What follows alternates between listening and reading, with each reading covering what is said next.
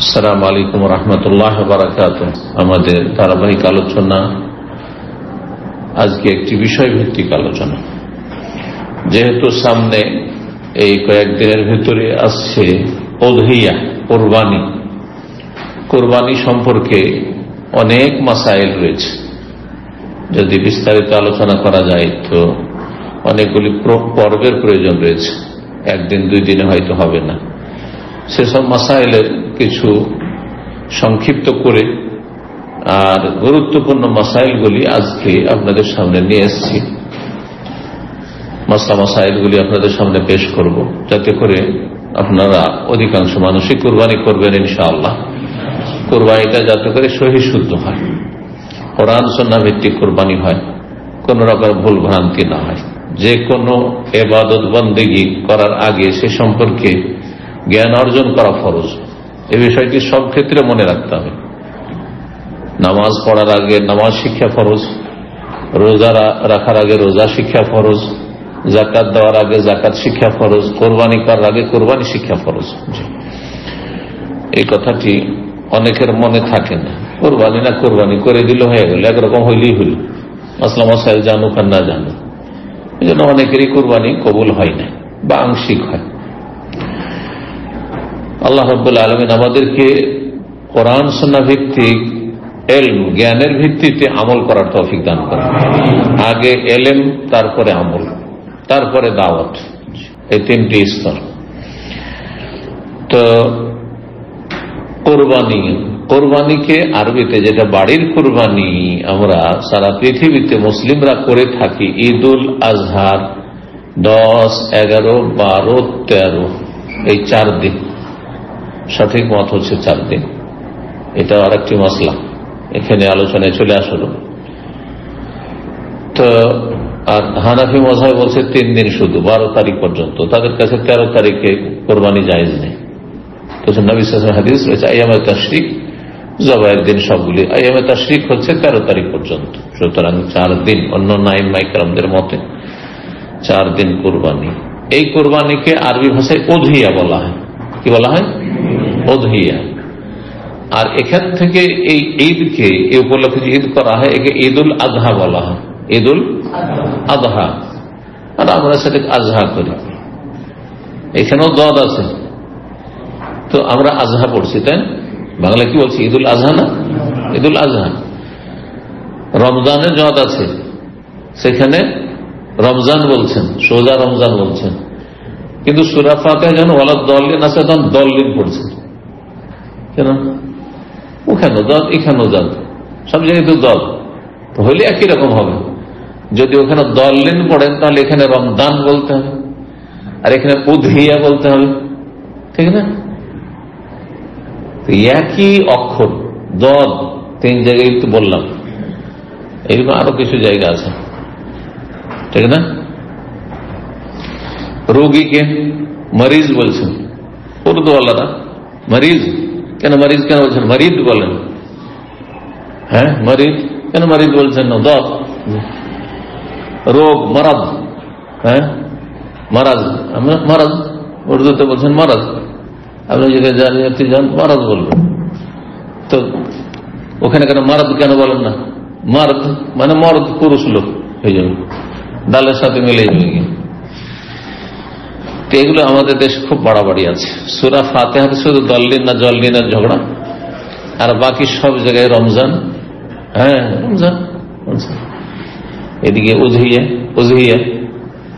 আমার কিন্তু শুদ্ধ উচ্চারণ করার অভ্যাস, ওই জন্য উযহিয়া আসে না, ও ছেড়ে দিয়েছি, উযহিয়া বলছি। দও না আর জও না। তো যাই হোক, এ হচ্ছে উযহিয়া। আর হাজী সাহেবরা যে কোরবানি করে, ওই কোরবানি হচ্ছে হাদি। এই দুটোর পার্থক্য না বোঝার কারণে অনেক মাসলায় গিয়ে মানুষ ভুল করে ফেলে, ভুল সিদ্ধান্ত। যেমন আজকে একজন জিজ্ঞেস করছে বাংলাদেশ থেকে, যে হজ করতে এসছে একটা ফ্যামিলি, আর ওদের আত্মীয় আছে রিয়াজে, ওদের কাছে একটু টাকা পয়সা কম আছে, তো মনে করছে যে আমাদের আত্মীয়দেরকে বলে দেবো টাকা পাঠাপাঠি আর কত করবে, ওরা রিয়াজে আমাদের কোরবানিটা করে দেবে, আমাদের হজের কোরবানি করে নেবে। হবে? হাদির সম্পর্ক হচ্ছে স্থানের সাথে, অর্থাৎ হারামের ভিতরে হইতে হবে, স্থানের সাথে। সময় গোটা বছরে যে কোনো সময় হইতে পারে। হাদি হাজিদের হলে শুধু এই হজের সময়, আর ওমরাতে হাদি নিয়ে এসছেন। আর উযহিয়ার সম্পর্ক হচ্ছে কিসের সাথে? সময়ের সাথে, স্থানের সাথে না। সেটা হচ্ছে এই 4 দিনের মধ্যে হইতে হবে, 10 থেকে নিয়ে 13 তারিখ পর্যন্ত। এই স্থানের সাথে সম্পর্ক নেই। আমেরিকা তো কোরবানি উযহিয়া হচ্ছে, বাংলাদেশে হচ্ছে, সৌদিতে হচ্ছে, সারা পৃথিবীতে যে কোনো জায়গায়।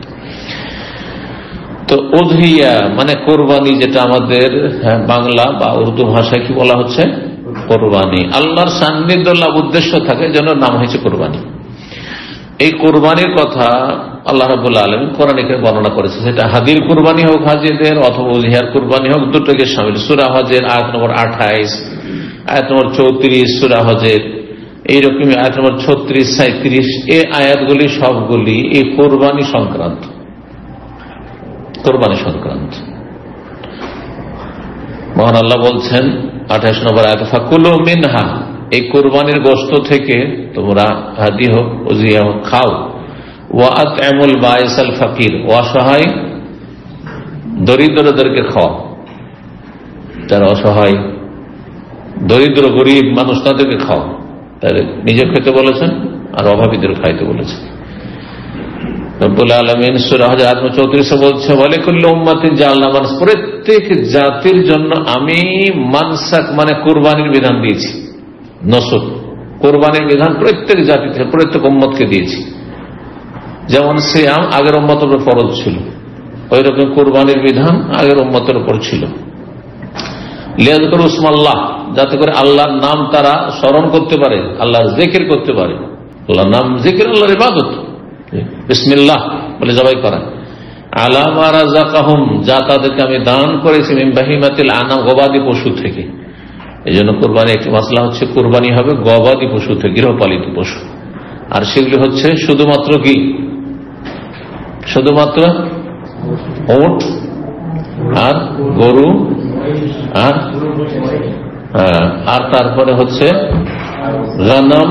ওর মধ্যে যতগুলি ক্যাটাগরি আছে, গরু যত রকমের হোক না কেন, আর গরুর একটা ধরন মহিষ, সুতরাং মহিষের কোরবানি যায়, যদিও মাসলাতে কেউ ইখতিলাফ করেছে, কেউ না মহিষ চলবে না। কিন্তু মহিষও এক ধরনের গরু। বিশেষ করে যেসব দেশে গরু নিষিদ্ধ, যেমন ভারতে অনেক স্টেটে, শুধু ইউপি না, অনেকগুলি স্টেটে, প্রদেশে ভারতে নিষেধ আছে। 28টা স্টেটের মধ্যে অধিকাংশগুলিতে নিষিদ্ধ আছে। তো পশ্চিমবঙ্গ আলহামদুলিল্লাহ এখনো বৈধতা আছে। কলকাতা গেলে আপনি মুসলিম হোটেলগুলিতে গরুর গোশত দিয়ে ভাত খেতে পাবেন, কিন্তু এটা আপনার অবগতির জন্য, অনেকে জান যেহেতু কলকাতা, তাই না? অনেকে জানা নেই। ভারতের অন্য কোন শহরে আপনি হোটেলে গরুর গোশত পাবেন না, কোন শহরে পাবেন না। আমরা জানা আমাদের দক্ষিণ ভারতে এক একটা শহর থাকতে পারে শুনেছি, কিন্তু কলকাতায় আছে। কলকাতা ছাড়া পশ্চিমবঙ্গের কোন শহর পাবেন না, কোন জায়গায় পাবেন না গরুর গোশত দিয়ে। সে কেউ গোপনে খাচ্ছে, শুধু ওটা তার বৈধতা নেই, কিন্তু এটা ইংরেজ আমল থেকে আইন করা আছে যে মুসলিম হোটেলে তারা গরু রাখতে পারবে। এই জন্য যেসব মুসলিম হোটেলগুলি কলকাতাতে আছে আর গরুর গোশত পাবেন না, ওতে লেখা আছে, স্টিকার লাগানো আছে, নো বিফ। একসময় আমরা গেছি যৌবনকালে কলকাতা, নো বিফ, গরু গোশত খেতে যাবো তো দেখছি নো বিফ লেখা আছে, গরু গোশত নেই, চলো অন্য হোটেল যাই। তো যাই হোক, প্রত্যেক উম্মতকে আল্লাহ কি দিয়েছেন? কোরবানির বিধান দিয়েছেন। আর এই কোরবানি হবে গবাদি পশু থেকে, বাহিমাতুল আনাম, উট, যে কোন রকমের উট হোক না কেন, উট হরি হোক, আর নরমাদি যাই হোক, গরু, যে কোনো গরু, পশ্চিমা গরু, পূর্বের গরু, অস্ট্রেলিয়ান গরু, যে কোনো গরু হোক না কেন। গানামের মধ্যে সামিল হচ্ছে দম্বা দম্বি, ভেড়া ভেড়ি, মেষ যেগুলো, আর বকরা বকরি, সব সামিল। জি, এটা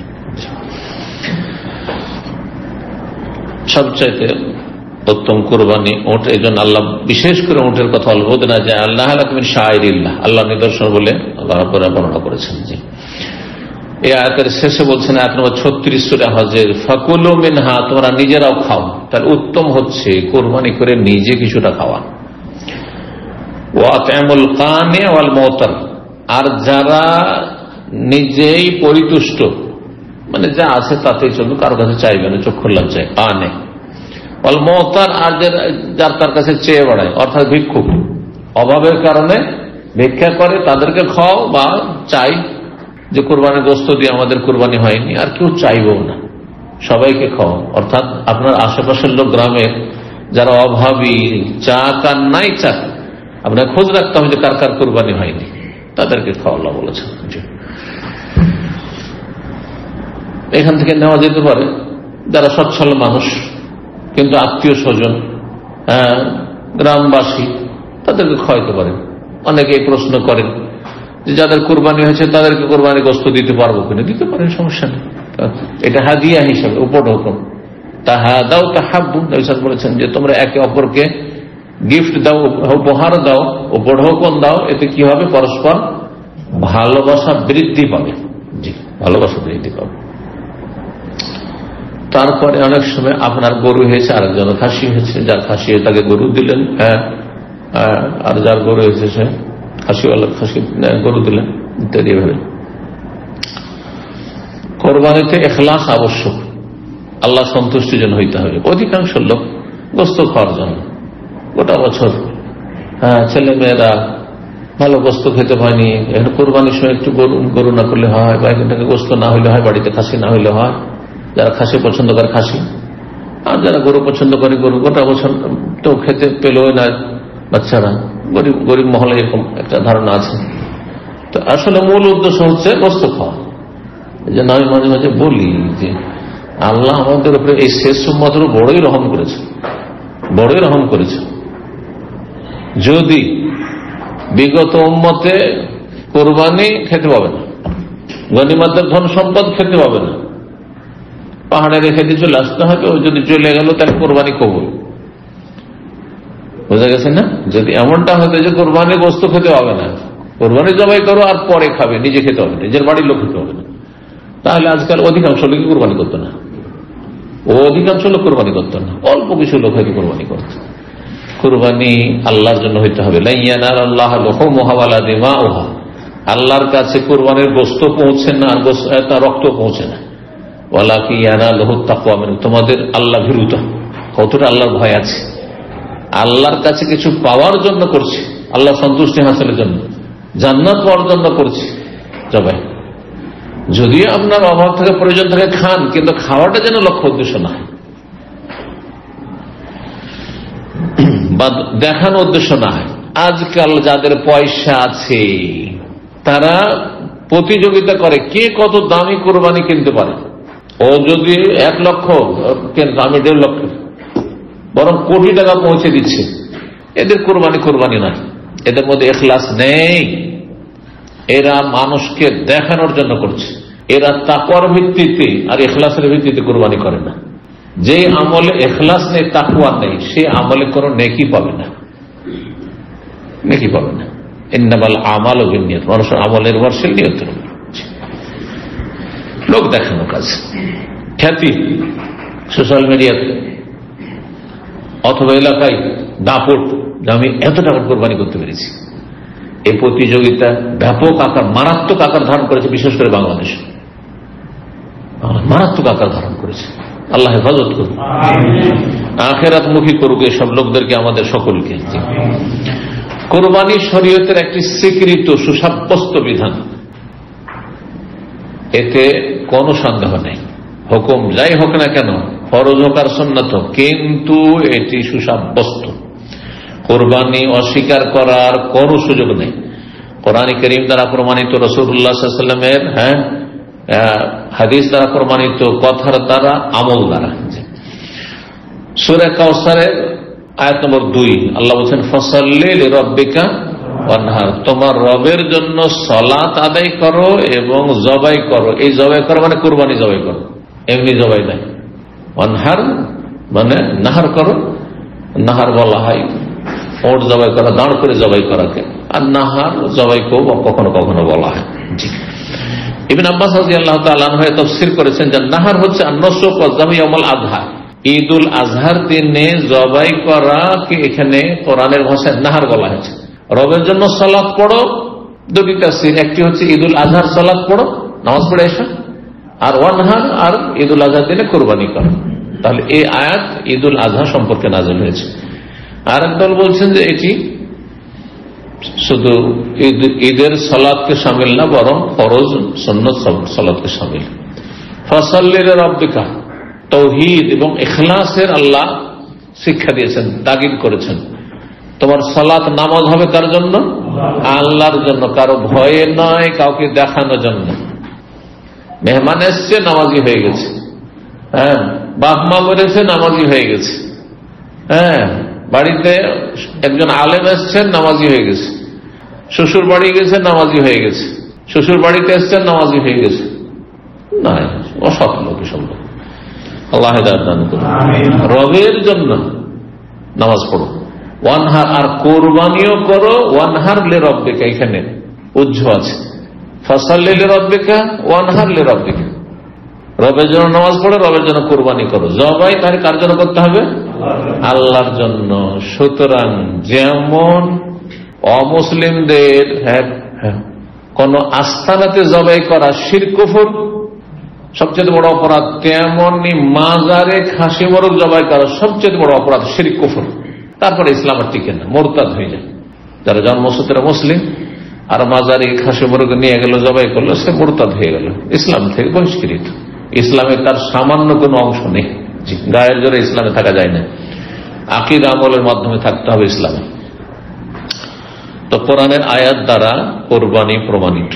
এই আয়াত নবী সাল্লাল্লাহু আলাইহি ওয়াসাল্লামের হাদিস রয়েছে অনেক কোরবানি সম্পর্কে। তার মধ্যে আনাস রাদিয়াল্লাহু তাআলা আনহু হাদিস সহিহ বুখারী মুসলিমে রয়েছে, জাহান নবী বিকাবশাইন আমলাহাইন, নবী সাল্লাল্লাহু আলাইহি ওয়াসাল্লাম দুটি দুম্বা কোরবানি করেছেন। জাহা মানে উযহিয়া করেছেন, কোরবানি করেছেন, বাড়ির কোরবানি। রং ছিল আমলাহাইন, সাদা কালো, সাদা কালো। আর কেউ বলেছেন ধূসর রং, ছাইয়ের রং, দুটোই তো ব্যাখ্যা করা হয়েছে, কিন্তু প্রসিদ্ধ ওইটি সাদা কালো রং। ফারাআইতু ওয়াদান কদমা আলা সাফাহিমা ইউসাম্মি বিসমিল্লাহ বলে ওয়া ইউকাব্বিরু আল্লাহু আকবার বলে জবাই, বিসমিল্লাহ আল্লাহু আকবার, নিজ হাতে জবাই করেছেন। নিজ হাতে জবাই করা তাহলে সুন্নাত, নবী সাল্লাল্লাহু আলাইহি ওয়াসাল্লাম জবাই করেছেন। নিজের কোরবানি নিজে জবাই করার চেষ্টা করবে। যদি না পরে অপারগ হয় তখন কাউকে দেবে, দায়িত্ব দিবে।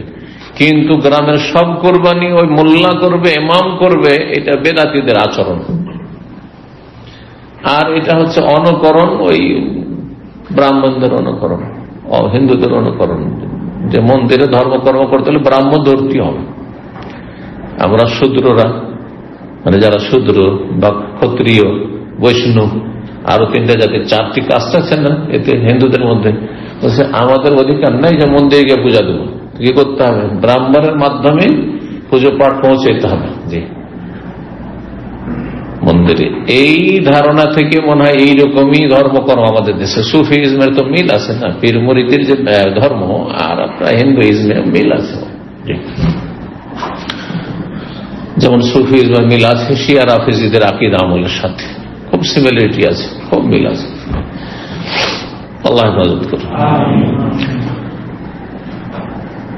এখন আমরা মাসলায় আলোচনা আসবো, যদি কয়েকটি মাসলা আলোচনা করেছি, কিন্তু আমার পয়েন্টে মাত্র দ্বিতীয় পয়েন্টে আসলাম। একটা পয়েন্ট আলোচনা করে কোরবানি শরীয়তে সর্বস্বীকৃত সাব্যস্ত। আর 2 নম্বর, কোরবানির বিধান কি, ফরজ, ওয়াজিব না সুন্নাত? হ্যাঁ, কে বলবেন? ওয়াজিব। হ্যাঁ, সুন্নাত মুআক্কাদা। মাশাআল্লাহ। একজন আবু হানিফা আর একজন হচ্ছে শাফি মালিক আহমদের। তো দুটো মত রয়েছে। অধিকাংশ ওলামারা বলছেন যে আন্নাহা সুন্নাতুল মুআক্কাদা, সুন্নাত কেন মুআক্কাদা। নবী সাল্লাল্লাহু আলাইহি 10 বছর থেকে যেন মদিনা প্রতি বছর বাড়ির কুরবানি করেছেন। আকাবা রাসূলুল্লাহ বিল মাদিনাতি 10 সিনিন ইউযাহি, প্রতি বছর কুরবানি করেছেন। যে সামর্থ্যবান সে কুরবানি করে, সুন্নাতে মুআক্কাদা। আর একটি হাদিস নবী সাল্লাল্লাহু আলাইহি ওয়াসাল্লাম বলছেন, ইযা দাখালাতিল আশর, যখন জিলহজ মাসের 10 দিন শুরু হবে, ওয়া আরাদা আহাদুকুম আন ইউযাহিয়া, তোমাদের কেউ কোরবানি করতে ইচ্ছুক, তাহলে বোঝাল ইচ্ছুক হলে, ওয়াজিব ফরজ নাই। ওয়াজিব ফরজ হলে ইচ্ছুক বলার অধিকার নেই, বলা যাবে? কেউ যদি তোমাদের নামাজ পড়তে ইচ্ছুক হয়, বলা যাবে নাকি? নামাজ ফরজ পড়তেই হবে, ঠিক না? তো নবী সাল্লাল্লাহু আলাইহি ওয়াসাল্লাম বলছেন যখন জিলহজ মাসের 10 দিন শুরু হবে আর কেউ যদি কুরবানি করতে ইচ্ছুক হয়, মনস্থ করে, তাহলে নিজের পশম, চুল এবং চামড়া এসব থেকে কোনো কিছু স্পর্শ করবে না, কাটবে না। অন্য রিওয়ায়াত হচ্ছে আজফারি, নখ কাটবে না, মানে অপ্রয়োজনীয় যেগুলো শরীর সেগুলো কাটবে না। যেটা প্রয়োজনীয় রাখা জরুরি সেটা কাটা কোনো সময় জায়েজ নয়, হারাম। যেমন দাড়ি। সহিহ মুসলিম 5232 নম্বর হাদিস। এইটি কিসের দলিল? যে কুরবানির সুন্নাত ওয়াজিব নয়, কারণ নবী সাল্লাল্লাহু আলাইহি ওয়াসাল্লাম ইচ্ছা যদি কারো থাকে। তারপর আবু বকর, ওমর রাদিয়াল্লাহু তাআলা আনহু থেকে সহিহ সূত্রে প্রমাণিত যে তারা কখনো কখনো কুরবানি করতেন না, কোন কোন বছর কুরবানি করতেন না। কি জন্য? মাখাফাত আইয়াতাকাদান নাস আন্নাহু ওয়াজিব, এই আশঙ্কায় যে লোকেরা যেন এটাকে ওয়াজিব না মনে করে, ওয়াজিব ফরজ না মনে করে, সেই জন্য তারা কুরবানি ছেড়ে দিতেন মাঝে মধ্যে, শিক্ষা দেওয়ার জন্য মানুষ। কারণ একটা কাজ যদি নিয়মিত আদায় করে তো মানুষ মনে করবে যে এটা ফরজ, এটা ফরজ। দ্বিতীয় মত হচ্ছে ইমাম আবু হানিফা এবং ইমাম আউজাঈ, তারা বলছেন যে সামর্থ্যবান ব্যক্তির জন্য কুরবানি ওয়াজিব, আন্নাহা ওয়াজিবাতুন আলাল কাদির, যে আর্থিক দিক থেকে সামর্থ্যবান, যে কুরবানি করা, খেয়ে দিয়ে সংসার চালিয়ে কুরবানি করার পয়সা আছে এই মাসে, তাহলে তার জন্য কুরবানি করা ওয়াজিব। এই মতটি সালাফি উলামাদের মধ্যে সৌদি আরবের বিখ্যাত, বরং বিশ্বের যে 3 জন অন্যতম আলেম তার একজন, ইমাম মুহাম্মদ বিন সালেহ উসাইমিন রাহিমাহুল্লাহ, এটিকে প্রাধান্য দিয়েছেন। বলেছেন যে কুরবানি করা ওয়াজিব, কুরবানি করা ওয়াজিব তিনি বলছেন, কিন্তু শেখ বাজ, আলবানী তারা ওয়াজিব বলেন। তাহলে মাসলায় ইখতিলাফ রয়েছে। সঠিক মত এই ক্ষেত্রে তাদের দলিল, তাদের একটি দলিল ইবনে মাজায় রয়েছে, মুসনাদ আহমদে রয়েছে, কিন্তু হাদিসটি মারফু নবী সাল্লাল্লাহু আলাইহি ওয়াসাল্লাম থেকে সহিহ সূত্রে প্রমাণিত না, বরং মওকুফ, মানে সাহাবীর উক্তি। যদি নবী সাল্লাল্লাহু আলাইহি ওয়াসাল্লাম থেকে সহিহ সূত্রে প্রমাণিত হতো তাহলে তো শক্ত দলিল কুরবানি ওয়াজিব হওয়ার। কি হাদিসে আছে, মান ওয়াজাদা সাআতান, কেউ যদি সচ্ছলতা অনুভব করে, আর্থিক দিক থেকে সচ্ছল, পয়সা আছে কুরবানি করার, কিসের জন্য? কোরবানি করার জন্য। ফালাম ইউদাহি, কিন্তু সে কোরবানি, অথচ কোরবানি করলো না, কোরবানি করতে পারবে তারপর কোরবানি করলো না। ফালা ইয়াকরবান্না মুসাল্লানা, তাহলে আমাদের ঈদগাহের কাছে যেন না আসো, আমাদের ঈদগাহের কাছে ঈদ করতে না আসো, তার মানে কোরবানি করা ওয়াজিব। তাহলে কিন্তু হাদিসটা যেমনটা বললাম যে হাদিস নবী সাল্লাল্লাহু আলাইহি ওয়াসাল্লাম থেকে প্রমাণিত নয়, বরং এটি সাহাবীর উক্তি। এই জন্য এই মতের দলিল তাহলে অত শক্তিশালী নয়। তারপরে ওলামারা বলছেন যে সঠিক মত হচ্ছে সুন্নাত মুআক্কাদা, কারণ যারা ওয়াজিব বলেছে হয় দলিলগুলি জয়ীফ, আর না হলে নবী সাল্লাল্লাহু আলাইহি ওয়াসাল্লাম করেছেন, এইটা দিয়ে ওয়াজিব করা যায় না, ওয়াজিব সাব্যস্ত করা যায় না। তবে যেই ব্যক্তি সামর্থ্যবান করতে পারবে তার জন্য এর গুরুত্বপূর্ণ একটি সুন্নাত ছাড়া উচিত নয়, উচিত নয়। এতে অনেক নাকি একটা আল্লাহর ইবাদত বন্দেগী হইল, রক্ত প্রবাহিত করার মাধ্যমে, পশু জবাই করার মাধ্যমে, আজকে আল্লাহর জিকির, আল্লাহর নাম উচ্চারণ করা হলো, এটি আল্লাহর ইবাদত। তারপরে ছেলে মেয়েদেরকে নিয়ে একটু আনন্দ ফুর্তি করে খাওয়া হলো, এটাও মানুষকে খুশি করা, নিজের পরিবার, স্ত্রী, ছেলে মেয়েকে খুশি করে, এটাও নেকির কাজ। তারপরে এই ওসিলাতে গ্রামের অভাবী বা আত্মীয় স্বজন তাদেরকে গোস্ত খাওয়ানো হলো, এর মাধ্যমে মানুষের সাথে সম্প্রীতি, ভালোবাসা বাড়লো।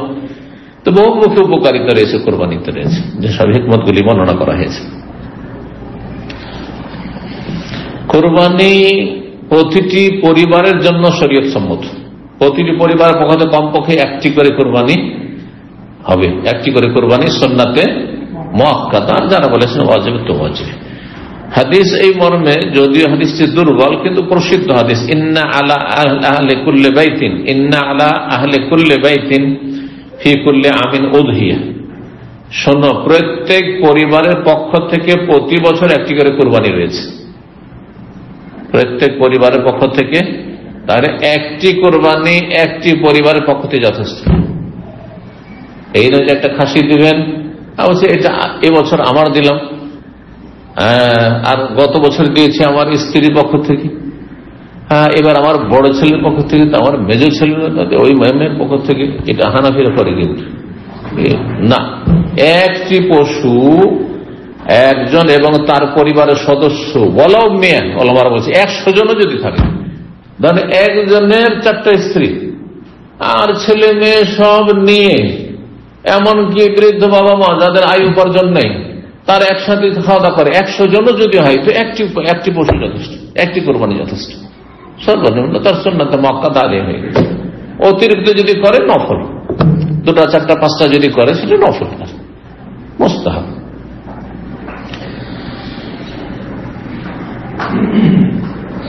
কোরবানি করার সময় কোরবানি যে একজন এবং তার পরিবার পক্ষে যথেষ্ট দলিল।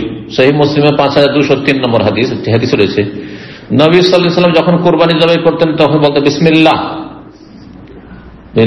আল্লাহু আকবার বলতেন, আর বলতেন আল্লাহ তাকাব্বাল মিন মুহাম্মাদিন, আল্লাহ এটি কবুল করো মুহাম্মদ সাল্লাল্লাহু আলাইহি ওয়াসাল্লামের পক্ষ থেকে, ও আলে মুহাম্মদ, মুহাম্মদ সাল্লাল্লাহু আলাইহি ওয়াসাল্লামের পরিবারের পক্ষ থেকে। গোটা পরিবার নয় স্ত্রী। জি, তাদের যদি সন্তান থাকে তো সন্তানের সাথে শামিল, কারণ পরিবারের মধ্যে স্ত্রী এবং সন্তানরা শামিল। সন্তান অমিন উম্মতে মুহাম্মদ, এবং মুহাম্মদ সাল্লাল্লাহু আলাইহি ওয়াসাল্লামের উম্মতের পক্ষ থেকে, মুহাম্মদ সাল্লাল্লাহু আলাইহি ওয়াসাল্লামের উম্মতের পক্ষ থেকে, পুরো উম্মতের পক্ষ থেকে। আর উম্মতের মধ্যে জীবিত মৃত সবাই আছে। আর এইভাবে জীবিতর সাথে মৃতকে শামিল করা, শুধু মরার নামে কোরবানি, এটিও একটা তরিকা, হ্যাঁ, বিনা দলিলের তরিকা, যেটি খুব বহুল প্রচলিত হানাফি সমাজে। এই বছর আমার মরা বাবার নামে করলাম, এই বছর মরা মায়ের নামে করলাম, এই বছর দাদার নামে করলাম, এই বছর দাদির নামে করলাম, এই বছর নানার নামে, নারীর নামে, এসব চলতে আছে। কোন প্রমাণ নেই, একটি প্রমাণ নেই যে একটা গোটা ভাগ অথবা একটা গোটা খাসি বা ওট নবী সাল্লাল্লাহু আলাইহি ওয়াসাল্লাম সাহাবীরা মৃতের নামে করেছেন, কোন প্রমাণ নেই। তাহলে সুন্নত নাই, জায়েজ কিনা ইখতিলাফ আছে। একদল বলছেন না জায়েজ নাই, শুধু মৃতের নামে একটা ভাগ দেওয়া অথবা একটা খাসি দেওয়া বা একটা গরু দেওয়া জায়েজই নাই ওদের কাছে, কারণ প্রমাণ নেই। আর একদল বলছে জায়েজ আছে। যারা জায়েজ আছে বলেছেন তারা 2 ভাগে বিভক্ত। একদম জায়েজ আছে কিন্তু সাদকা, আর সাদকা তুমি খেতে পাবে না, তাহলে পুরোটাই দান করো। আর এই ফতোয়া যদি চালু করা হয় তো মরার নামে কোরবানি করা সব বন্ধ হয়ে যাবে। আরে গোস্ত খেতে পাবো না তো কেন কোরবানি করবো, ঠিক না? ঠান্ডা হয়ে যাবে সব, বিনা দলিলে আমল করা ঠান্ডা হয়ে যাবে। আর এক দল বলছেন যে খেতে পারবে, বুঝছেন? সব এগুলো এই ফতোয়া তাদের, কিন্তু দলিল যেমন বলে যে নবী সাল্লাল্লাহু আলাইহি ওয়াসাল্লাম সাহাবা কেরাম থেকে শুধু মৃত ব্যক্তির নামে একটা ভাগ অথবা পশু আলাদা করে কোরবানি করেন, এটা অমুক মৃত আত্মীয়র নামে, এটা প্রমাণিত নয়, কোন প্রমাণ নেই। দলিলে কি আছে? জীবিতর নামে তার সাথে মৃতকে শামিল করুন। আপনি আপনার স্ত্রী, ছেলে মেয়ে আর তার সাথে, হ্যাঁ, আল্লাহ আমার বাবা মা মারা গেছে, দাদা দিদি মারা গেছে, নানা নানি মারা গেছে, সবকে শামিল করলাম। আমার ভাই বোনেরা কেউ কেউ মারা গেছে, তাদেরকেও শামিল করলাম, সবকে শামিল করে, সমস্যা নেই। আমিন উম্মতে মুহাম্মদ, মুহাম্মদ সাল্লাল্লাহু আলাইহি ওয়াসাল্লাম উম্মত, কত উম্মত, যার মধ্যে কত কে কোরবানি করেছে, করেনি, মারা গেছে, অনেকে মারা গেছে, অনেকে জীবিত, সবার পক্ষ থেকে। তাহলে জীবিত মৃত সবার পক্ষ থেকে নবী সাল্লাল্লাহু আলাইহি ওয়াসাল্লাম কি করেছেন? একটি কোরবানি জবাই করেছেন। জি, এভাবে জায়েজ, এটাই সুন্নাত সম্মত। নিয়তটাকে যত প্রশস্ত করবেন তত নিয়ত গুণে বরকত, এটা আমাদের দেশীয় ভাষা। নিয়ত গুণে, যেমন নিয়ত তেমন বরকত। আমি একাই নেকি নেবো না, সবাইকে নেকিতে শামিল করবো, এই একটা কোরবানি করে, সুন্নতি তরিকা। 4 নম্বর কোরবানির, তারপরে বাছনিক ইবাদতের মাধ্যমে, অন্তর ইবাদতের মাধ্যমে, আর্থিক ইবাদতের মাধ্যমে, আল্লাহর নাম উচ্চারণ করার মাধ্যমে, হ্যাঁ, পশু জবাই করার মাধ্যমে, যেমন সাদকা, আর্থিক ইবাদতে সাদকাও, কিন্তু সেখানে রক্ত প্রবাহিত করা হয় না, তাই না? কিন্তু এখানে কোরবানির পশুর রক্ত আল্লাহর সন্তুষ্টির জন্য প্রবাহিত করে আর আল্লাহর নাম উচ্চারণ করে আল্লাহর সান্নিধ্য লাভ করা। তো বহুমুখী ইবাদতের মাধ্যমে কি করা? আল্লাহর গোলামের জন্য তরবিয়ত নেওয়া। সূরা আন-নামের আয়াত নম্বর 162 তে রয়েছে, কুল হে নবী তুমি বলো, হে মুসলিম বলো, ইন্না সালাতি ওয়া নুসুকি ওয়া মাহইয়ায়া ওয়া মামাতি লিল্লাহি রাব্বিল আলামিন। নিশ্চয়ই আমার সালাত, আমার কুরবানি, আমার জীবন, আমার মরণ সব কার জন্য? আল্লাহর জন্য, সবকিছু আল্লাহর জন্য। সুতরাং আমি আমার এই যে পশু জবাই করব, এটা আল্লাহর জন্য। পশু জবাই করে আল্লাহ সান্নিধ্য লাভ করছে। তৃতীয় হিকমত হচ্ছে আল্লাহর একত্বের ঘোষণা, তৌহিদের ঘোষণা এবং আল্লাহর নাম উচ্চারণ করা জবাইয়ের সময়। কার নাম উচ্চারণ করছেন? আল্লাহ। আর কার নাম উচ্চারণ করছেন না? কাফের গায়রুল্লাহ নাম উচ্চারণ করছে, কেউ খাজার নাম উচ্চারণ করছে, কেউ গৌসে আজমের নাম উচ্চারণ করছে, বড় পীরের নাম উচ্চারণ করছে, কেউ উচ্চারণ করছে আপনার দেবদেবীর নাম, আর আপনি উচ্চারণ বিসমিল্লাহ আল্লাহু আকবার, আল্লাহর নামে শুরু করছি। আল্লাহ সবচেয়ে বড়, আল্লাহ সবচেয়ে বড়।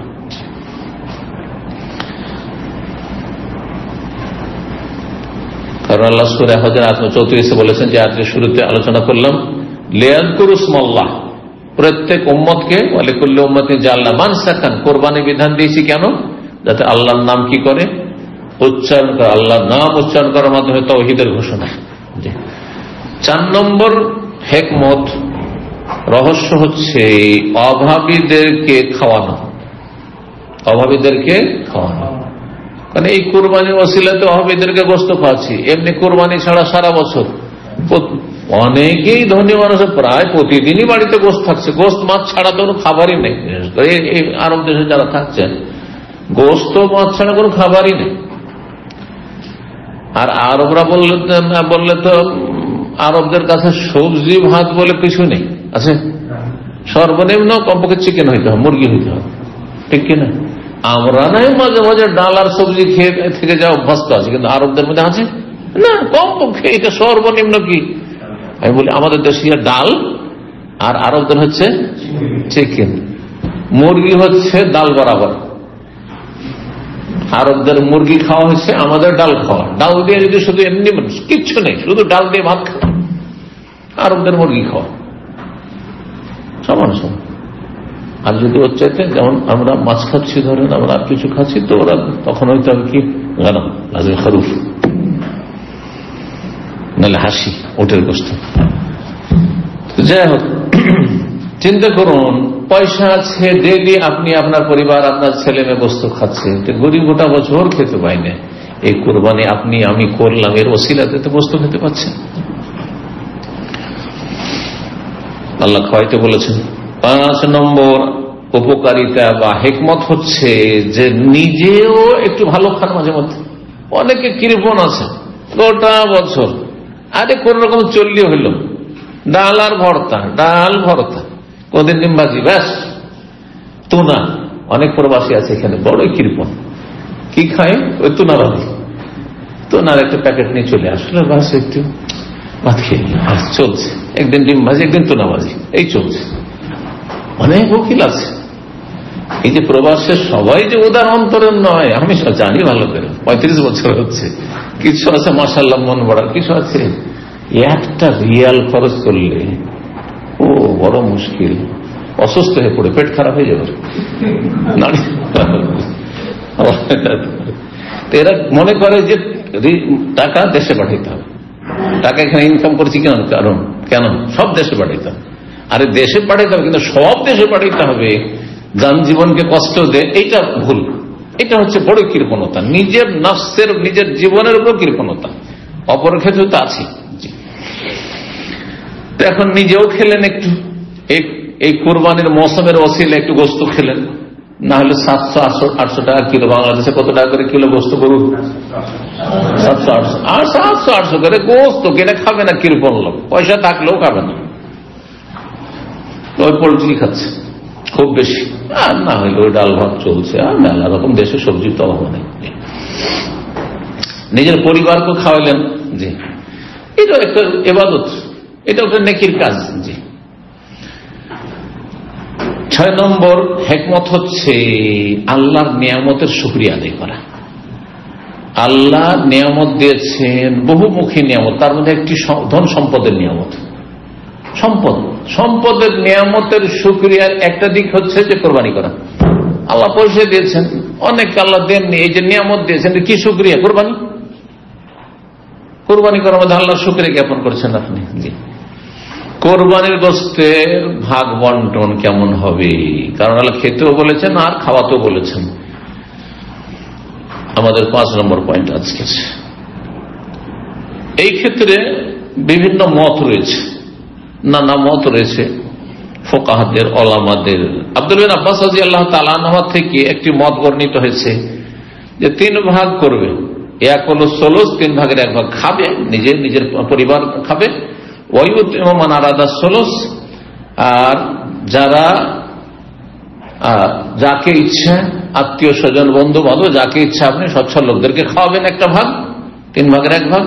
ওয়ায়াতাসাদ্দাকু আল মাসাকিনা বিসসুলুস, আর 3 ভাগের 1 ভাগ গরিব মিসকিনকে দান সাদকা করবেন। তাহলে 3 ভাগের 1 ভাগ গরিব অভাবীদের জন্য, 3 ভাগের আত্মীয় স্বজনদের জন্য, গ্রামবাসীর জন্য, আর 3 ভাগের 1 ভাগ আচ্ছা নিজের পরিবারের জন্য। এটি ইবনে আব্বাস রাদিয়াল্লাহু তাআলা আনহু বর্ণিত, নবী সাল্লাল্লাহু আলাইহি ওয়াসাল্লাম থেকে এমন কোন বর্ণনা নেই। সেই জন্য এটাকে সুন্নত মনে করা আর এটাকে একবারে চূড়ান্ত এমন করা যে করতেই হবে, বরং যেখানে গ্রাম্য একটা কি আছে, ওই যে সর্দার মন্ডলের সিস্টেম আছে আমাদের দেশে, ওতে আপনি কোরবানি জবাই করে পুরো গোস্ত বাড়িতে নিয়ে আসার অধিকারী রাখেন না। জামাত বলে, ওইটা গ্রামের জামাত বলে আমাদের অঞ্চলে, সমাজ, আপনাদের সমাজ আমাদের দেশে জামাত বলে, সর্দারি জামাত। ওই জামাতে জমা করে আসতে। হানাফিদের মধ্যে এটা আরো বেশি রয়েছে, একবারে শক্তভাবে কড়াকড়ি ভাবে। আর আহলের মধ্যে কিছু জায়গায় আছে। কি করতে হবে? 3 ভাগের 1 ভাগ দিয়ে চলে আসতে হবে, বাকিটা নিয়ে আসেন আপনি। বাকিটা নিয়ে এসে তখন আপনি আপনার মতো খানার বিতরণ করেন। 1 ভাগ গরিব মিসকিন করবেন না, কি করবেন সেটা এরকম করে। কোন দলিল নেই, কোন দলিল নেই। এই জন্য এই ক্ষেত্রে সঠিক আমল হচ্ছে যেমন প্রয়োজন তেমন আপনার কাজ হবে। যদি দেখেন যে আমাদের গ্রামে এলাকায় গরিবের সংখ্যা বেশি, বেশিটাই দান করে দিবেন। যদি দেখেন যে না গরিব বেশি নেই, আত্মীয় স্বজন আর গ্রামবাসী এরাই বেশি, বন্ধু মহল আমার বেশি, ওদেরকে বেশি খাওয়াইতে হবে, বেশিটাই খাওয়াই দেন, পুরোটাই খাওয়া সমস্যা নেই। অল্প স্বল্প কিছু রাখলেন বাড়িতে, গরিবও কম আর আত্মীয় স্বজন বন্ধু বান্ধব মহল বেশি, বেশি করে খাওয়াই দেন। আর যদি দেখেন আমি নিজেই অভাবী, আমার পরিবার গোটা বছর গোস্ত খেতে পারে না, গ্রামের লোক সবাই মোটামুটি খাচ্ছে, সেই সব লোকগুলিকে আবার খাওয়াবার কি বা প্রয়োজন রয়েছে, তাহলে আপনি অধিকাংশটা আপনি আপনার পরিবারের জন্য রেখে নেন, কোনো অসুবিধা নেই, কোনো অসুবিধা নেই, সবটাই জায়েজ।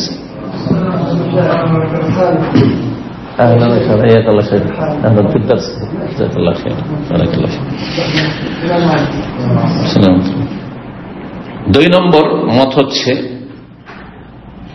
2 ভাগ করবে। এক হলো নিসফ, অর্ধেক খাবে এবং অর্ধেক দান খেরাত করবে। 3 নম্বর হচ্ছে যে যেটা বললাম, কোনটা বেশি শক্তিশালী বললাম, যখন যেমনটা প্রয়োজন নিজেও খাবে, কিছু বড়কন দেবে, দান সাদকা করবে, যেমন ইচ্ছা তেমন করবে। যদি মনে হয় যে আমরা অভাবী, অনেক সময় এরকম হয়, গরিবের বাড়ি বিয়ে লেগেছে,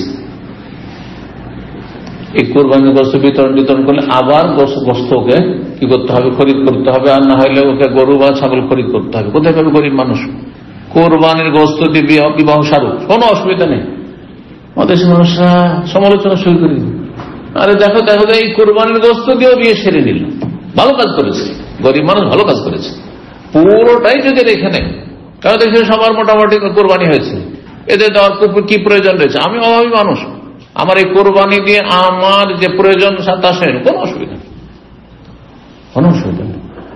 ইয়াফআলু মা ইয়াশা, যেমন ইচ্ছা তেমন করবে।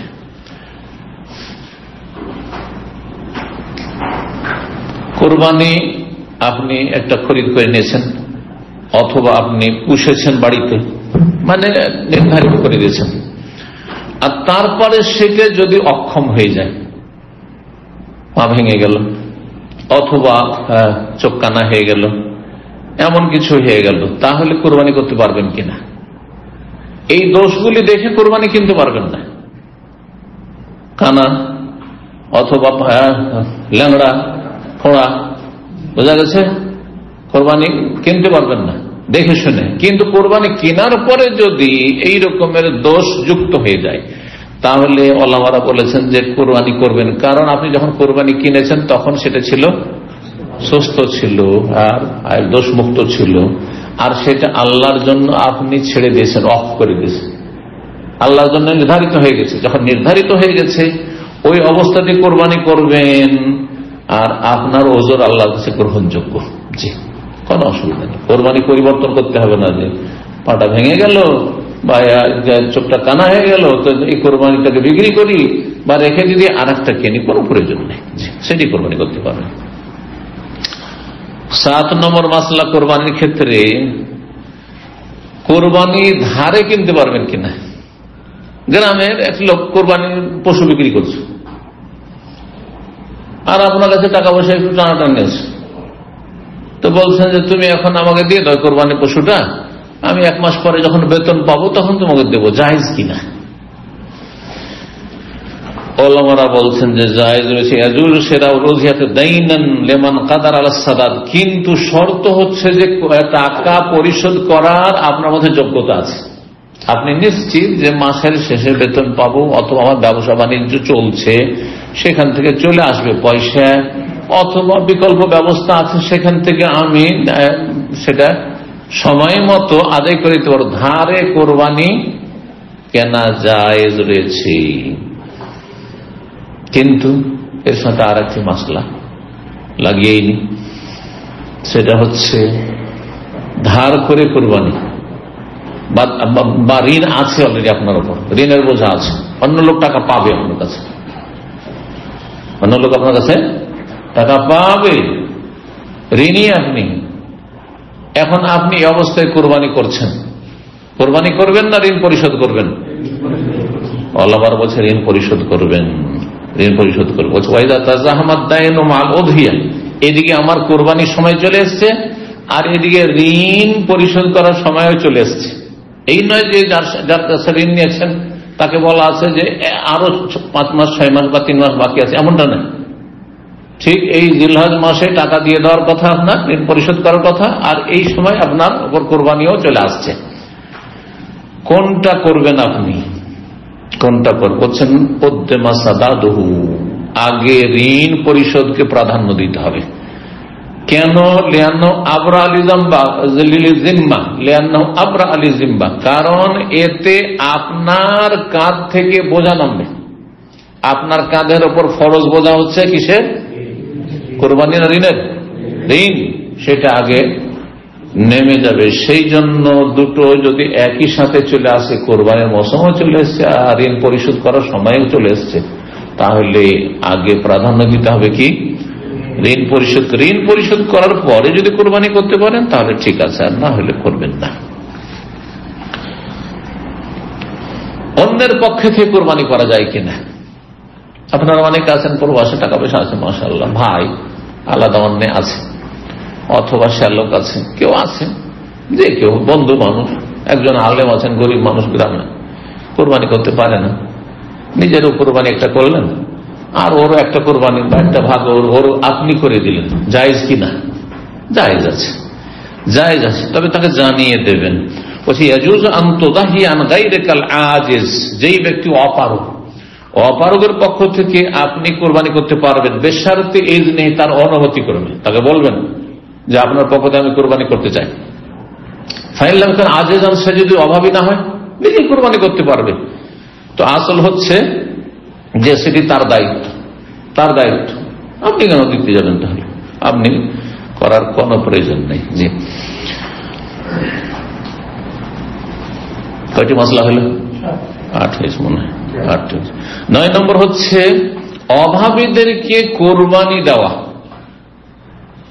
তার পক্ষ থেকে কোরবানি করলেন, কোরবানি কি? কোরবানি পশু দিয়ে দিলেন, তাকে একটা কোরবানি পশু অভাবীদেরকে দিয়ে দিলেন। এটা দেওয়া যাবে কি যাবে না?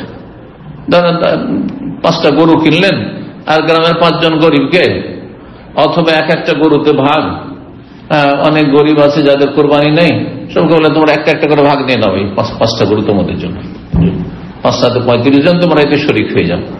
করা যাবে কি না? যাবে।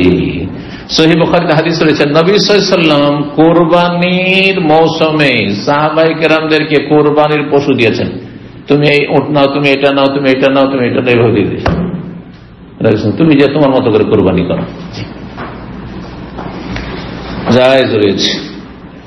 10 নম্বর মাসলা হচ্ছে, যেই ব্যক্তি কোরবানি করতে ইচ্ছুক, যিনি অভিভাবক, যিনি মূল ব্যক্তি, তার জন্য জিলহজ মাসের চাঁদ ওঠার পরে সে নর হোক অথবা নারী হোক, পুরুষ হোক অথবা নারী হোক, যার পক্ষ থেকে আসল ব্যক্তি কোরবানি হচ্ছে তার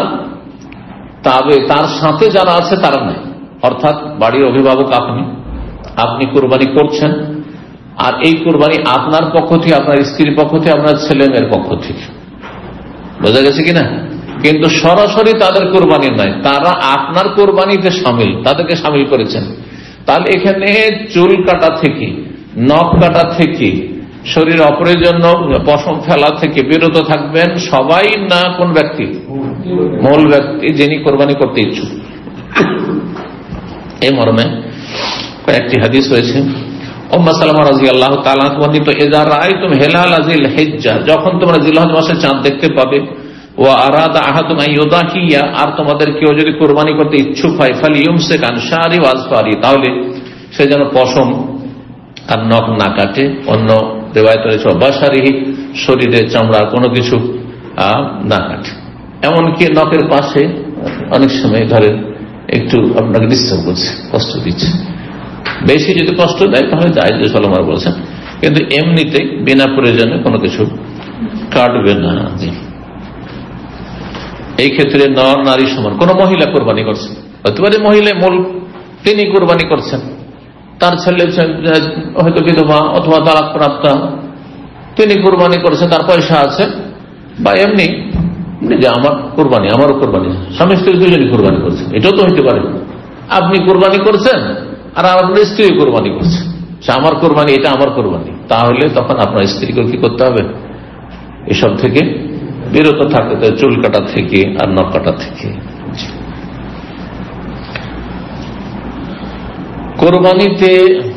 কোরবানির পশুগুলির সম্পর্কে আলোচনা করে দিয়েছি, তাই না? কোরবানির পশু হচ্ছে গবাদি পশু, বাহিমাতুল আনাম, আর গবাদি পশু হচ্ছে আল বাইর মানে উট, আর আল বাকার গরু, আর আল গানাম আর ছাগল। এগুলির যে কোনো ক্যাটাগরি হোক না কেন, যে কোনো শরীর হোক না কেন, যদি গরু আর উট হয় তাতে 7 জন শরীক হতে পারবে, তাতে 7 জন শরীক হতে পারবে, 7 জনের বেশি নয়। যদি একটি হাদিস 10 জন সম্পর্ক রয়েছে, আর কিছু কিছু ওলামারা জায়েজ বলেছেন উটের ক্ষেত্রে, কিন্তু প্রসিদ্ধ যেহেতু 7 জন, তো 7 জনই ক্ষান্ত থাকা উচিত। জি, আল্লাহ তাআলা আলাম, সতর্কতা অবলম্বন করে। তো 7 জন করে গরুতে অথবা উটে শরীক হওয়া জায়েজ। এখানে আরেকটি মাসলা তাহলে আলোচনা করে দিই, যখন শরীক হলেন, ভাগে কোরবানি নিলেন, তো একটা ভাগ একজনের পক্ষ থেকে হবে না একজন এবং তার পরিবারের পক্ষ থেকে হবে? এই বিষয়টি তো বড় ইখতিলাফ রয়েছে। এখানে ইখতিলাফের সুযোগ আছে, দ্বিমত করার সুযোগ আছে, কারণ এটা ইজতিহাদি মাসলা, বলছেন না? কিন্তু কোনখানে সুযোগ নেই? বলছে শরীকানা কোরবানি নেই, ভাগই নেই, ভাগটা সফরের মাসলা। এটা একেবারে উম্মতের ফতোয়ার খেলাফ, আর একটু আহলে হাদিসদের ফতোয়া না, আহলেদের মধ্যে 2-1 জন ভুল ফতোয়া দিয়েছে, সেই ফতোয়া মোটেই আমলযোগ্য নয়, গ্রহণযোগ্য নয়। কথা বোঝা গেছে? ক্লিয়ার কথাবার্তা। জি, তাহলে শরীকানা কোরবানি উটে আছে আর গরুতে আছে। এখন যখন শরীক হইলেন, তো একটি ভাগ একজন এবং তার পরিবারের পক্ষ থেকে যথেষ্ট কি না? একদল বলছেন যে হ্যাঁ যথেষ্ট, কারণ একটি ভাগ সমান একটি ছাগল, একটি ভাগ সমান একটি ছাগল। আর এই মতটি শক্তিশালী, কারণ নবী সাল্লাল্লাহু আলাইহি ওয়াসাল্লাম জিহাদের ময়দানে যখন গনিমতের সম্পদগুলি পেতেন আর ভাগ করতেন, তখন ছাগল কাউকে কাউকে ছাগল দিতেন একটা করে, আর এক ছাগল সমান করতেন 7 উট, মানে 7 ভাগ উঠের, একটা উট আর 7টি ছাগল। তাহলে একজনকে 7টা ছাগল আর আরেকজনকে একটা উট। এর বোঝা গেছে? তার মানে যখন একটি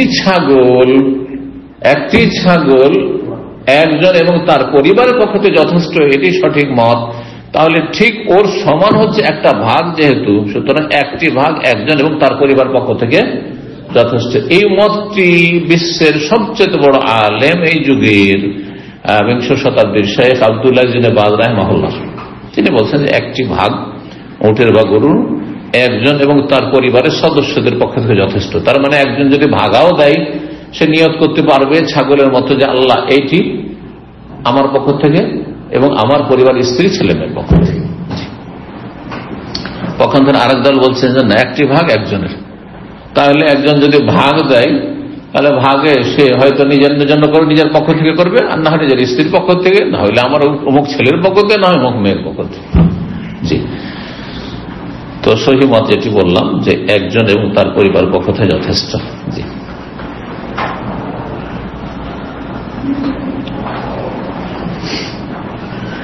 কয়টি মশলা আলোচনা হলো? 11টি হয়েছে। 11, 10, 11। 12 নম্বর মশলা, কোরবানি জবাই করার সময় বিসমিল্লাহ বলতে হবে এবং আল্লাহু আকবার বলতে হবে। বিসমিল্লাহ, আল্লাহু আকবার। শর্ত হচ্ছে বিসমিল্লাহ বলা। বিসমিল্লাহ না বললে পশু হালাল হবে না, বিসমিল্লাহ বলতেই হবে। আর আল্লাহু আকবার বলা হচ্ছে সুন্নাত মুস্তাহাব, দুটোর হুকুম একই নয়। জি, আর তারপরে যাদের পক্ষ থেকে কোরবানি হচ্ছে তাদের নাম উল্লেখ করা ওয়াজিব নাই, যদি কেউ করে তো ভালো। যেমন একটি কোরবানির ক্ষেত্রে আল্লাহুম্মা, হে আল্লাহ এটি তাকাব্বাল মিন্নি, আমার পক্ষ থেকে কবুল করো, আর মিন আলে মুহাম্মদ তাকাব্বাল মিন মুহাম্মদ ওয়া আলে মুহাম্মদ ওয়া মিন উম্মতে মুহাম্মদ। এই কোরবানিটি আমার পক্ষ থেকে, আমার পরিবারের পক্ষ থেকে, মুহাম্মাদের পক্ষ থেকে, পরিবারের পক্ষ থেকে, আর মুহাম্মদ সাল্লাল্লাহু আলাইহি ওয়াসাল্লামের উম্মতের পক্ষ থেকে বলেছেন নবী সাল্লাল্লাহু আলাইহি ওয়াসাল্লাম। ঠিক ওই রকমই যদি 7 ভাগ থাকে, আল্লাহ তাকাব্বাল হাযা, এটি কবুল করো, মিন ফুলানিন ও ফুলানিন ও ফুলানিন ও ফুলানিন ও ফুলানিন ও ফুলানিন ও ফুলানিন, অমুক অমুক অমুকের পক্ষ থেকে বললে ভালো, কিন্তু বলা উচিত নাই।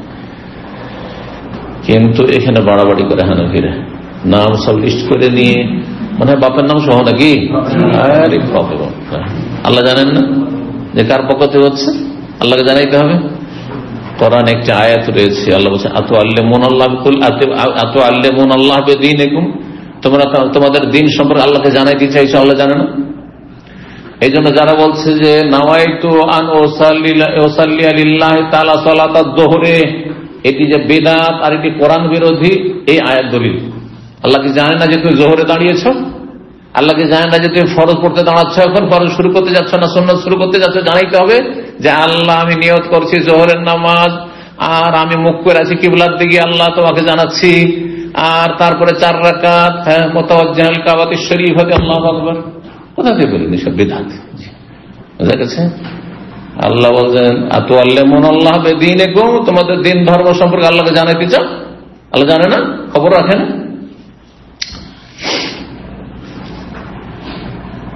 তো যাই হোক, কেউ যদি বলে ঠিক আছে, মুস্তাহাব জবাই করার সময় বলবে আল্লাহুম্মা হাযা আন্নি বা মিন্নি, এটি আমার পক্ষ থেকে, ওয়ান আহলে বাইতে, আমার পরিবারের পক্ষ থেকে, যেমন নবী সাল্লাল্লাহু আলাইহি ওয়াসাল্লাম থেকে প্রমাণিত, এটি আমার পক্ষ থেকে, আমার পরিবারের পক্ষ থেকে বললে মুস্তাহাব, না বললে কোনো অসুবিধা নেই। জি, যদি মৃত ব্যক্তির কথা নিয়ত করে যে আমি মৃত ব্যক্তির পক্ষ থেকে বলছি, আমার আব্বা আম্মার পক্ষ থেকে, তো বলছেন যে তাতে শামিল করে যেসব মৃত ব্যক্তি মাইয়াতকে শামিল করতে চান শামিল করতে পারেন। কাকে কাকে শামিল করবেন সেটা আপনার ব্যাপার। সমস্ত আত্মীয় স্বজন মৃতকে শামিল করতে পারেন, কোনো অসুবিধা নেই।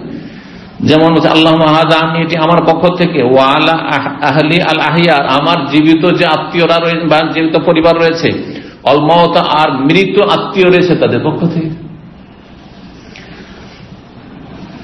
জীবিত মৃত সবাইকে শামিল করবে। নবী সাল্লাল্লাহু আলাইহি ওয়াসাল্লাম নিজের উম্মতের কথা বলেছেন, ওয়া হুয়া ইয়াশমালুল আহিয়া ওয়াল আমওয়াত, নবী সাল্লাল্লাহু আলাইহি ওয়াসাল্লামের উম্মতের পক্ষ থেকে উম্মত জীবিত এবং উম্মত মৃত সবার বলছেন। নবী সাল্লাল্লাহু আলাইহি ওয়াসাল্লাম যখন এই কথাটি বলেন তখন বেশ কিছু উম্মত মারাও গেছেন, সাহাবারা মারা যাননি, অনেকে মারা গেছেন, কেউ কেউ তাদের পক্ষ থেকে। জি, একটি মাসলা আলোচনা করে ফেলেছি, কিন্তু দলিল বলিনি। দলিলটি এখানে সামনে আছে, তিরমিজির হাদিস, তো বলিনি, ভালো হবে। সেটা হচ্ছে যে একটি পশু বা একটি ছাগল একজন এবং তার পরিবার পক্ষ থেকে যথেষ্ট, বলেছি না? হাদিস শুনেন আবু আইয়ুব আনসারী রাদিয়াল্লাহু তাআলা বর্ণনা করেছেন, তিনি বলছেন, তাকে জিজ্ঞাসা করছেন ইমাম আতা মাক্কি, কাইফা কানাতুদ যাহায়া আলা আহদি রাসূলিল্লাহ সাল্লাল্লাহু আলাইহি ওয়াসাল্লাম, রাসূলুল্লাহ সাল্লাল্লাহু আলাইহি ওয়াসাল্লামের আমলে কুরবানির নিয়ম নীতিমালা কেমন ছিল, কিভাবে কি কুরবানি করতেন?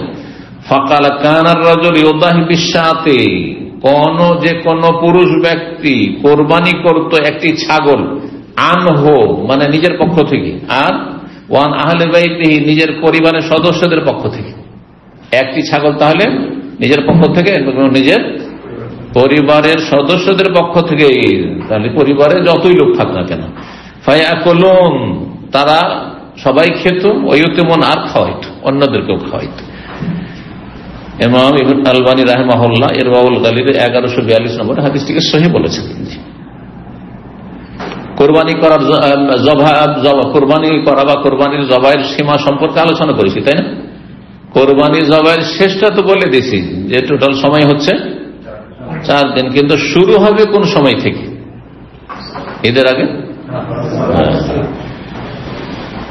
জবাইয়ের ওয়াক্ত শুরু হবে বাদা সালাতুল ঈদ, ঈদের সালাতের পরে, আর সেটা চলতে থাকবে তারপরেও 3 দিন। আর সেগুলি হচ্ছে আইয়ামুত তাশরিক ইলা গুরুবে শামসিল ইয়াউমির রাবি মিন আইয়ামিল ঈদ।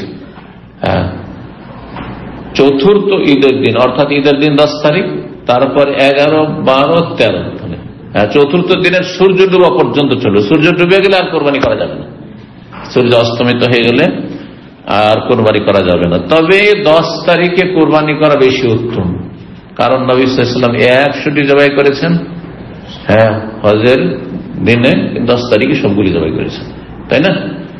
এই জন্য এটা বেশি উত্তম। আচ্ছা, কোরবানি রাত্রে জবাই করা যাবে কিনা? অনেকে মাকরুহ বলে, কিন্তু দেশে শোনা যায় না, জবাই করা যাবে।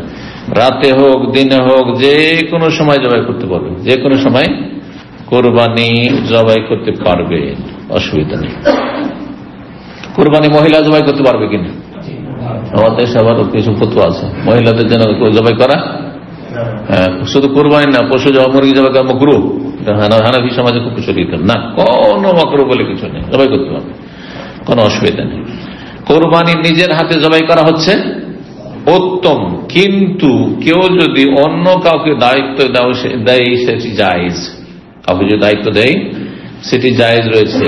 বলছেন আল আফদালু আইয়াযবাহা উযিয়াত হবে নাফসিহি, উত্তম হচ্ছে নিজের কোরবানি নিজেই করবে, যদি করতে পারে তাহলে এটা উত্তম, ওয়াজিব নয়।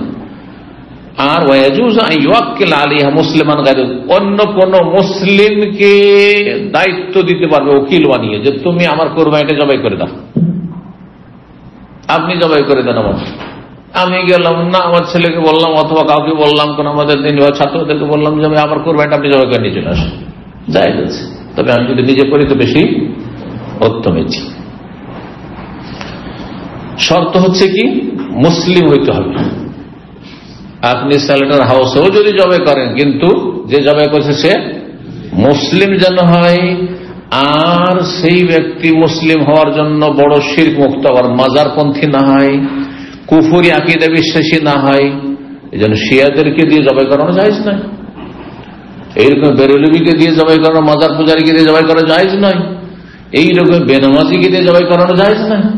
মানে এই সাহস, গরু জবাই করতে হবে, আমার অত সাহস নেই, বেনামাজিকে দিয়ে দিলেন আপনি জবাই করতেন না, মোটেই জায়েজ নয় বেনামাজিকে দিয়ে কোরবানি জবাই করানো। কারণ বেনামাজি সঠিক মতে বড় কাফের হয়ে যায়, যে একেবারে নামাজ পড়ে না, তো নিঃসন্দেহে কাফের। যেই ব্যক্তি বেনামাজি, নামাজ পড়েন না, তার কোরবানি হবে। বেনামাজি তো বড় কুফরি করল, তাহলে যখন সে ব্যক্তি বড় কুফরি, তারই কোন আমল কবুল হয়নি, তার নিজের কোরবানি কবুল হবে না। নিজের কোরবানি কবুল হবে তো আপনার কোরবানি করবে, জবাই করবে কেন? আর ওটাই কেন কবুল হবে? জি। তো বলছে তারিকুস সালাত লা তাহিল্লু যাবিয়াতু ওয়ালা তুকাল, যে ব্যক্তি সালাত ত্যাগকারী নাম বেনামাজি, তার জবাই করা খাওয়া হালাল নয়। কেন? সঠিক মত হচ্ছে যে তারিকুস সালাত হচ্ছে কাফের। অস্বীকার করলে সবার কাছে কাফের, আর যদি অবহেলা করে আর এক ওয়াক্ত পড়েন বা একাধ ওয়াক্ত কখনো পড়ছে, তাহলে কাফের। অধিকাংশ সময় পড়ছে, মাঝে মধ্যে গাফিলতি হয়তো, সেই ক্ষেত্রে বড় দ্বিমত রয়েছে। এই ক্ষেত্রে অধিকাংশ আলেমারা বলছেন তা কাফের বলা যাবে না। ধরে 4 ওয়াক্তই পড়ছে কিন্তু ফজরে গাফিলতি ফাঁসে, কাফের বলা যাবে না। আর আরেক দল বলছেন না, যখনই ছাড়বে তখনই কাফের হয়ে যাবে। যাই হোক, কুফরির মানে ঝুঁকি আছে, তার জন্য কুফরির ঝুঁকি আছে। হতে পারে সে কুফরির ওপর তার মরণ হয়ে যেতে পারে। আল্লাহ হেফাজত করুন, 5 ওয়াক্ত সালাতের হেফাজতে তৌফিক দান করুন। জাযাকুমুল্লাহু খাইরান ওয়া সাল্লাল্লাহু আলা নবিয়িনা মুহাম্মদ ওয়া আলা আলিহি ওয়া সাহবিহি আজমাইন।